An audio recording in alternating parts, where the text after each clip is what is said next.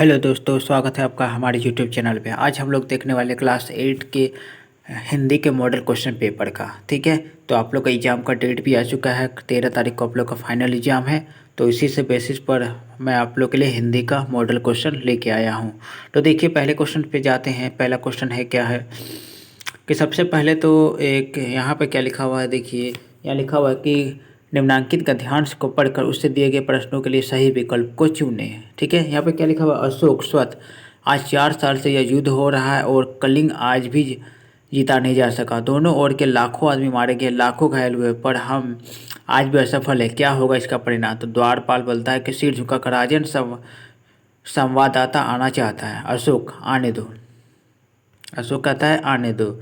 संवाददाता प्रवेश कर। महाराज अशोक की जय हो, शुभ संवाद है। गुप्तचर समाचार लाया है कि कलिंग के महाराज लड़ाई में मारे गए हैं। ठीक है, तो ये आपका पैसेज रहा और इससे क्वेश्चन नीचे में दिया हुआ। देखिए, पहला क्वेश्चन है उपरोक्त पंक्तियों के लेखक कौन है। ठीक है, उपरोक्त पंक्तियों के लेखक कौन है? तो वंशीधर श्रीवास्तव है। ठीक है, दूसरा क्वेश्चन देखिए, कौन आज भी जीता नहीं जा सका। तो कौन आज भी नहीं जीता सका? तो 2 का सी हो गया, कलिंग। अभी तक कलिंग जीता नहीं जा सका। ठीक है, उसके बाद देखिए ये एक लेटर दिया हुआ है ना। ठीक है, यहाँ पर देखा कि कक्षा में प्रथम आने पर अपने पिता को लिखे गए इस पत्र में छूटे के अंश को भरिए, जो प्रश्न संख्या 3, 4, 5 के रूप में बॉक्स में दिया हुआ है। देखिए, यहाँ पर 3 नंबर में यहाँ खाली जगह दिया हुआ है, 4 नंबर में यहाँ खाली जगह दिया हुआ, 5 नंबर में खाली जगह दिया हुआ। तो ये क्वेश्चन ऑप्शन दिया हुआ है नीचे में, उस ऑप्शन में से आपको भरना है। ठीक है, तो अगर तीसरा नंबर लिखा हुआ है, पहले देखिए कि पूज्य पिताजी, उसके बाद क्या भराएगा। तो तीसरा नंबर में पूज्य पिताजी आप क्या बोलेंगे? सादर प्रणाम, नमस्ते, क्या बोलेंगे? तो आप लोग सादर प्रणाम बोलेंगे। 3 का हो जाएगा ऑप्शन नंबर ए, सादर प्रणाम। फिर देखिए, तो उसके बाद क्या लिखा हुआ है, मैं यहाँ सकुशल हूँ, आशा करता हूँ कि आप भी सभी सकुशल होंगे। आज हमारे विद्यालय का वार्षिक परीक्षा का परिणाम घोषित हुआ है। आपको ये जानकर हार्दिक डैश होगी कि मैंने कक्षा में प्रथम स्थान होती है। हार्दिक खुशी होगी होना चाहिए। 4 का क्या होना चाहिए? तो देखिए, 4 में ऑप्शन क्या दिया हुआ है, हार्दिक प्रसन्नता होगी। ये जो खुशी वाला प्रसन्नता वाला बात हुआ, ऑप्शन नंबर बी होगा सही आंसर। ठीक है, फिर आगे बढ़ते हैं। देखिए, मैंने अपनी कक्षा प्रथम, यह आपको आशीर्वाद या कौशल मार्गदर्शन के कारण ही संभव हो पाया है। माताजी को प्रणाम तथा छोटे भाई को प्यार भरा डैश। तो प्यार भरा 5 नंबर में क्या पढ़ा जाएगा? प्यार भरा क्या पढ़ा जाएगा? 5 का क्या हो जाएगा? प्यार भरा आशीर्वाद, ऑप्शन नंबर डी पढ़ा जाएगा। ठीक है, तो उसके बाद हम लोग को यहाँ पर आ गया व्याकरण वाला खंड आ गया। यहाँ पर जितने भी क्वेश्चन हो गए हैं वो व्याकरण वाले क्वेश्चन हो गए। देखिए, व्याकरण वाला क्वेश्चन में पहला क्या है, तालाब शब्द का पर्यायवाची शब्द नहीं है। तो तालाब का पर्यायवाची कौन सा नहीं है? तो ये सरिता नहीं है। 6 का क्या हो जाएगा? ऑप्शन नंबर सी नहीं, यानी कि ऑप्शन नंबर जो सी है वो सही आंसर हो जाएगा। ठीक है, 7वां देखते हैं, चंद्रमा शब्द का पर्यायवाची शब्द होगा। चंद्रमा का पर्यायवाची कौन सा हो जाएगा? तो वो हो जाएगा शशि, यानी कि ऑप्शन नंबर बी होगा सही आंसर। ठीक है, 8वें क्वेश्चन पे आते हैं, सी शब्द का तद्भव कौन सा होगा। सी शब्द का तद्भव कौन सा होगा?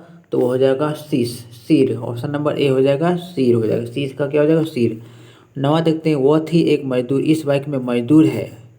वह थी एक मजदूर में वो मजदूर क्या है? तो वो है संज्ञा है। ठीक है, ऑप्शन नंबर ए हो जाएगा सही आंसर। 10वां देखते हैं, करण कारक का विभक्ति चिन्ह होगा। करण कारक का विभक्ति चिन्ह क्या हो जाएगा?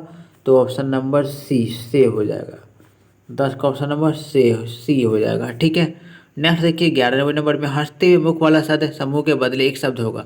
देखिए, हंसते हुए मुख को क्या बोला जाता है? हंसमुख बोला जाता है। यानी कि 11 का हो जाएगा क्या? सी। 12 देखिए, आस्तीन का सांप मुहावरे का सही अर्थ होगा क्या? आस्तीन का सांप जो होता है उसका सही अर्थ क्या होना चाहिए? तो क्या होना चाहिए? 12 का हो जाएगा ऑप्शन नंबर बी, कपटी मित्र। कपटी मित्र जो हमारे साथ छल कपट करता है, हमें धोखा देता है पीछे से। ठीक है, तो वो हो जाएगा 12 का बी। 13 देखते हैं, 13वें क्वेश्चन में परोपकार का संधि विच्छेद क्या होगा? परोपकार का संधि विच्छेद क्या का तो क्या होता है? पर जोड़ उपकार, ये ऑप्शन नंबर बी में दिया हुआ है। पर जोड़ उपकार, ये परोपकार हो जाएगा, यानी कि सही आंसर हो जाएगा ऑप्शन नंबर बी। 14 पर आ जाते हैं, खेल कूद किस प्रकार का समास है? तो खेल कूद क्या समास होगा? द्वंद्व समास, द्वंद्व समास। ठीक है, नेक्स्ट आ जाते हैं 15 नंबर, जय शब्द का विलोम होगा। जय का क्या होना चाहिए? विलोम, तो वो होना चाहिए पराजय, यानी कि ऑप्शन नंबर बी हो जाएगा इसका सही आंसर। 16 पर आ जाते हैं, कवि शब्द का स्त्रीलिंग रूप क्या होगा? कवि का क्या होना चाहिए? तो कवयित्री होना चाहिए, ऑप्शन नंबर डी सही आंसर है। ठीक है, 17 में आते हैं, मैं भी बहुत भयभीत था, इस वाक्य में प्रविशेषण होगा। मैं भी भयभीत था इस वाक्य का परिविशेषण क्या होगा, तो ये होगा बहुत हो जाएगा, ये ऑप्शन नंबर सी बहुत हो जाएगा। ठीक है, नेक्स्ट देखिए 18 नंबर में उपवन शब्द में कौन सा उपसर्ग प्रयुक्त हुआ है। उपवन में कौन सा शब्द प्रयोग हुआ है, तो क्या हो जाएगा ऑप्शन 18 का ऑप्शन नंबर सी उप हो जाएगा। ठीक है, उप हो जाएगा सही आंसर। तो 18 क्वेश्चन हम लोगों ने देख लिया। 19वां क्वेश्चन देखते हैं, उपकार शब्द में किस उपसर्ग के संयोग से परोपकार शब्द बना है। तो क्या हो जाएगा सही आंसर 19 का option number B, option number B.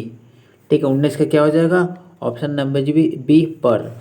20वां देखते हैं, मजदूर शब्द में ई प्रत्यय लगाने से नया शब्द कौन सा बनेगा। तो क्या बनेगा नया शब्द ई लगाने से, तो हो जाएगा मजदूरी बन जाएगा। ठीक है, मजदूर में ई लगा देंगे तो मजदूरी बन जाएगा। ठीक है, उसके बाद देखिए यहाँ से आप लोग का पाठ्य पुस्तक से क्वेश्चन शुरू होता है, आप लोग का किताब से क्वेश्चन शुरू होता है। ठीक है, तो देखिए 21वें नंबर देखिए, पुष्प की अभिलाषा कविता में पुष्प किसके प्रति समर्पित है। तो पुष्प ऑप्शन नंबर ए मातृभूमि और वीर के प्रति समर्पित है। ठीक है, 21 का ऑप्शन नंबर ए हो जाएगा। 22 देखिए, छोटा जादूगर कहानी के कहानीकार कौन है। तो कौन कहानीकार है, तो जयशंकर प्रसाद है, यानी ऑप्शन नंबर सी हो जाएगा सही आंसर।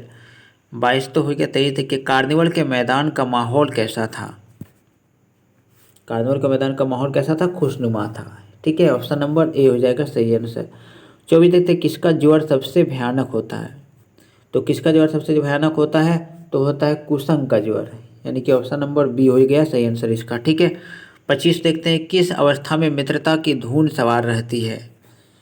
तो किस अवस्था में होता है, तो युवा अवस्था में। जब हम लोग युवा होते हैं तो काफ़ी बहुत सारा दोस्त हम लोग बना लेते हैं, चाहे वो अच्छे होते हैं बुरे, लेकिन बहुत सारे दोस्त बन जाते हैं। ठीक है, यानी कि मित्रता का धून सवार होता है।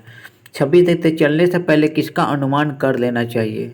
तो चलने से पहले हमें किसका अनुमान कर लेना चाहिए, पथ का अनुमान कर लेना चाहिए। ठीक है, कि पथ कितना दूर है, कितना जो भी है पथ के बारे में अनुमान लगाना। ठीक है, 27 देखिए, बड़े भाई साहब पाठ में कौन कौवा का क्या अर्थ है, कन कौवा। ये यहाँ पे क्या लिखा हुआ, कन कौवा। तो बड़े भाई साहब पाठ में कन कौवा का क्या अर्थ होता है, तो ये है ऑप्शन नंबर बी पतंग। कन कौवा का मतलब होता है पतंग। 28 देखिए, मैदान के बीच में किसकी पताका फहरा रही है। तो ये फहरा रहा है किसका, मगध का। ठीक है, 28 का क्या हो जाएगा ऑप्शन नंबर ए मगध। 29 आ जाते हैं, बुढ़िया गांव के किस दिशा में रहती थी। तो बुढ़िया किस दिशा में रहती थी, तो पूरब दिशा में हो जाएगा। 29 का ऑप्शन नंबर ए हो गया सही आंसर। 30 देखिए, किसका तन थक गया था। किसका तन थक गया था, तो ये बुढ़िया का तन थक गया था, ये ऑप्शन नंबर ए हो गया इसका सही आंसर। 31 आ जाता है, लेखक के घर के सामने किसका पेड़ था। तो लेखक के घर के सामने किसका पेड़ था, तो अमरूद का पेड़ था। ठीक है, 32 देखिए, कहाँ के अमरूद प्रसिद्ध है। तो कहाँ के अमरूद प्रसिद्ध है, तो इलाहाबाद के अमरूद प्रसिद्ध है। ठीक है, नेक्स्ट देखते हैं 33वें नंबर पर, कि बस में यात्रा के समय लेखक के कितने बच्चे उसके साथ थे। तो कितने बच्चे उसके साथ थे, तो 3 बच्चे थे उसके साथ। ठीक है, 34 नंबर में क्वेश्चन देखते हैं, बस के यात्रियों ने कैसी बातें शुरू कर दी। तो कैसी बातें शुरू कर दी, तो तरह तरह की बातें शुरू कर दी, ये ऑप्शन नंबर ए हो जाएगा सही आंसर। ठीक है, तो अब हम लोग 35वां क्वेश्चन देखते हैं। 35 में है, भरत ने राम से क्या आग्रह किया। तो क्या आग्रह किया, कि वापस चले। ऑप्शन नंबर ए कहता है, भरत राम से कहता है कि वापस चले, ये ऑप्शन नंबर ए सही आंसर है। ठीक है, 36 देखिए, मिथिलेश किसे कहा गया है। तो मिथिलेश किसे कहा गया है, तो जनक को कहा गया है। ठीक है, नेक्स्ट आते हैं 37वें नंबर पर देखते हैं, झारखंड के 2 सपूत पाठ में किस क्षेत्र की चर्चा की गई है।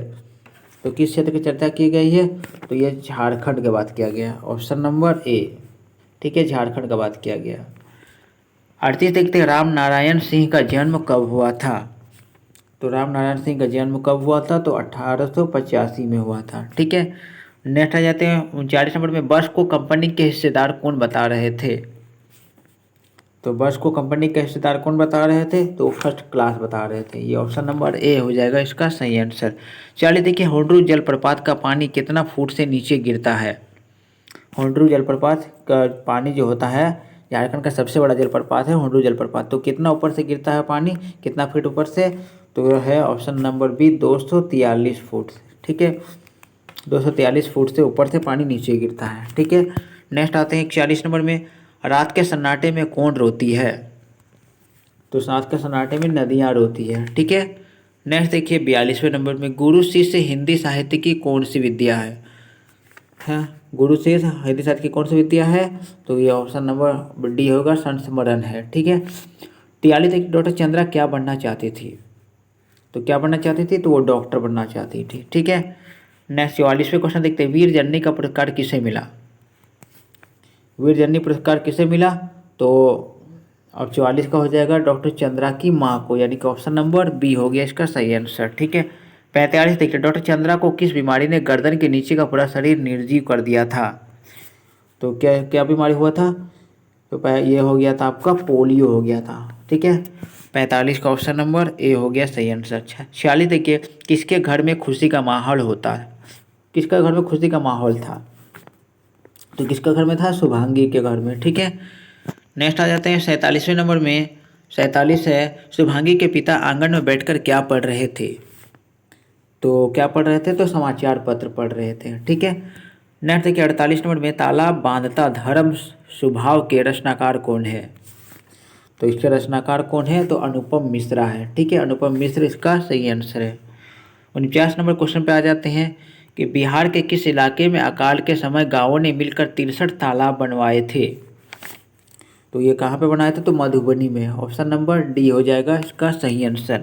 और आप लोग आ गए 50 क्वेश्चन से, ये आप लोग का आखिरी क्वेश्चन है हिंदी का। देखिए क्या है कि छेरा छेरा त्यौहार किस राज्य में मनाया जाता है, तो छेरा छेरा त्यौहार मनाया जाता है कहाँ पे, छत्तीसगढ़ में। ठीक है। तो मैंने आप लोग का हिंदी का क्वेश्चन सारे 50 क्वेश्चन करवा दिए हैं। ठीक है। अब मिलते हैं नेक्स्ट वीडियो में।